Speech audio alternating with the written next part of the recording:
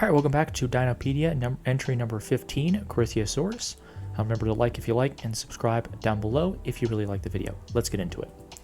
So of course the schedule for any Dinopedia entry, we're going to look at the Ark Survival Corythosaurus, which is currently not released. It is going to be released sometime between 2024 December and February 2025. It is currently not in the game. Some people say it is. I don't know. For a fact, I've been looking all throughout the internet to try and find if someone has made a video on it, but apparently it may not be, may or may not be. I personally don't play Ark Ascended because I don't have the money, obviously. It's like $20 for cloud gaming and Game Pass before you even purchase the thing, which is like $45. So I'm not spending $65 on a game that I could just play Ark Survival Evolved. So of course, I don't know much about the game other than I've watched like 3 YouTuber series, and none of them have come across the Corythosaurus yet, so I don't know if it's in the game, but I assume that it could, because Ark already has a wiki page on it, and they also have release dates on base stats and its behavior and abilities and utilities, so we're just going to go over what I could find about it. Tips and tricks as always, potential add-ons to Ark Survival Ascended when it comes out, and reworking for my new game, Dino World. Let's get into it. So of course, the Corythosaurus, Ark Survival Ascended, it's an animal, so Kingdom Animalia, group reptilian because it's a dinosaur, which is a prehistoric lizard, and a duckbill because as you can see, it has a duckbill mouth. So of course, and it also has a crest as well, so it's a crested duckbill, but its mouth is a duckbill. Its traits are aggressive and defensive, as it mostly spawns in swamplands, so it is very aggressive towards dealing with the many sarcos, capros, Deinosuchus, baryonyxes, spinos, piranhas, leeches, and titanoboas, you know, everything in the swamp. So it is a very aggressive and defensive for that reason. It will fend off carnivores and players on site. So if you do see one, I wouldn't stay around because just like the Amargasaurus, it will attack players on site for its own defense because it sees you as a predator. So of course, its health stats were released by Ark for the announcement of Ark Survival Ascended. So these are the stats that were released. They may be subject to change when it does release. However, its health is 950, stamina 650. It does have no oxygen bar, so we'll talk about that in a minute, but that does mean that is another water mount, which is very interesting. Food and water both 4000k, weight 4000k, 4000, not 4000k, that'd be a million. So food and water 4000, weight 4k, melee 45 and 135. The 45 is for its base attack and 135 is for its stomp attack. Get into those later. Walking speed 3 meters per second, swimming speed 3 meters per second, and torpor 640. So some utilities and roles when dealing with this dinosaur. First of all, it has swamp immunity, so similar to the Titanoboa, it has a immunity to injected poisons, poison gas from the Corythosaurus, and poisonous stuns from the baryonyx, also the Titanoboa's poison and leeches as well.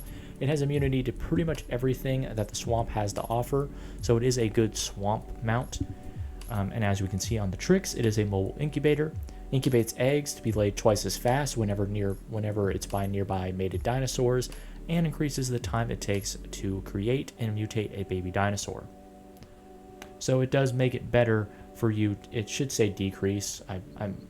I should have said increases the boost amount of time. Basically, it makes it easier to create and mutate a baby dinosaur. So it is very good for both mutations and incubation. Number 2, it's a swamp hunter, of course. Take these on swampland hunting party to deal with lesser swamp creatures like the sarcos, capros, boas, piranhas, and leeches, as it does really good at dealing damage to all swamp creatures. However, it does not have enough health to be in a good standing with of course, the baryonyx, Spinosaurus, Ceratosaurus, and the Deinosuchus. So really only going to be able to take on other Corythosauruses, sarcos, capros, boas, piranhas, leeches, and other smaller swamp creatures. But it is good at doing that. It has a dual attack. It has a headbutt attack that does 45 base damage and a stomp attack that does a much larger 135 base damage. So it does offer a good range of attacks for swamp hunting. And of course, it's a swimming mount. As we said, since it has no oxygen bar, it can dive underwater without needing to surface ever. It is immune to both poisons and drowning. So since it is immune to poisonous stuns, I don't know, because obviously it hasn't been released yet, or it has been and no one's seen it yet to test it out, but I would assume that means that it is immune to the Mantis stun, which means it is another good Balasor taming mount because it's immune to stuns, and it also should be immune to jellyfish stuns as well. But we'll see. I don't know why this is out of order. Alright, so additional qualities that I'd like to see, potential add-ons to Ark Survival Ascended. It has I would like to see a crest ability similar to the Parasaur, where it can let out an alert. A secondary ability that alerts its rider whenever a nearby enemy creature is rapidly approaching them. Like, let's say you're in the swamp and there is a Titanoboa encroaching on you through the tall grass, so you can't see it. Then it will passively tell you, hey, look, there's a snake coming up. Maybe we should either run or fight it. And then you will know. I think this would be good, similar to the Parasaur, how it can detect enemies. This thing will detect only when enemy creatures are approaching you. If they're just, if there's just a Spino chilling out on the other side of the river, then it won't be able to see it. But if there is a Spinosaurus charging across the river towards you, then it will alert you of it. That's just to make sure that the Parasaur is still useful because it can detect all enemies, but this thing can detect enemies that are approaching you. So it is slightly different. And of course, I would like to see thick skin, arrows and projectiles resistance by 30 to 40%. If it's immune to poison injections and stun injections, it should be kind of resistant to projectiles because by taming, you actually, I should have covered this earlier, but since it is immune to narcotics, it is immune to tranq arrows, so you can't really use tranq arrows to tame this thing. The way you tame this thing is that you have to use a ghillie suit, and you just sneak up on it and feed it, and passively feed it narcotics from your inventory, because you can feed it stuff from your inventory with your offhand. You feed it narcotics to tame it, and that's how you knock it out, because tranq arrows won't inject it, won't give it torpor, because it's immune to poisonous injections like narcotic arrows. So that's how you tame these things. Should have put that in tips, but here's the Corythosaurus in Ark versus the Corythosaurus in Jurassic World. I like the one in Jurassic World better because the Ark Survival one, the models are looking really weird. That's not even really an Ark one, that's just a default picture sent by the tweet. So we actually have no idea what they look like. I have never seen a video on them. I've just only seen announcements from Ark team being like, hey, this is going to be an Ark Survival Ascended. We just said it was going to be announced with the full game, but there's not really that much besides the wiki page, which is incomplete, and our announcements. So I'm just going to say the Jurassic World one looks better, and the same for ours. I think ours looks better because at least our model actually exists, and the Ark one seems to be just a generic photo that someone snapped from a nature documentary. So the Corythosaurus in Dino World, obviously there's two variants. There's a normal one, wild and tame dino variant, and the mutated Corythosaurus, the product of two Corythosauruses and a gene computer, as always. Of course, it's an animal, so Kingdom Animalia, nothing has changed. Group Reptilian, it's a lizard, so nothing has changed. Its class is duckbill, and since it does have a crest at the top of its head, which we've talked about, it is a crested duckbill, joining the Lambeosaurus and, of course, the commonly known Parasaur. So, of course, the stats in Dino World are a little bit different than the ones in Ark Survival Ascended. Health is 700, a little bit lower. Stamina is 500, lower than 650. Food and water 3000, 4000. Basically, all stats are nerfed because I don't think that these stats are actually going to be this high. There's no way they make a herbivore that has the same stats as a juvenile Rex. I don't think we need a straight herbivore that can tank an Allosaurus. I mean, obviously, if they do add that, that's pretty cool and all that, but I really don't think they're going to add a herbivore other than the Triceratops. They're not going to add a duckbill dinosaur like this that's going to be able to tank a freaking Rex. There's no way they're going to do that. So I nerfed all the stats. Weight is 3000 instead of 4000. Melee is 40 to 120 instead of 45 to 135. I haven't changed anything about the movement speed because I actually do like that it's kind of fast. And torpor is 700.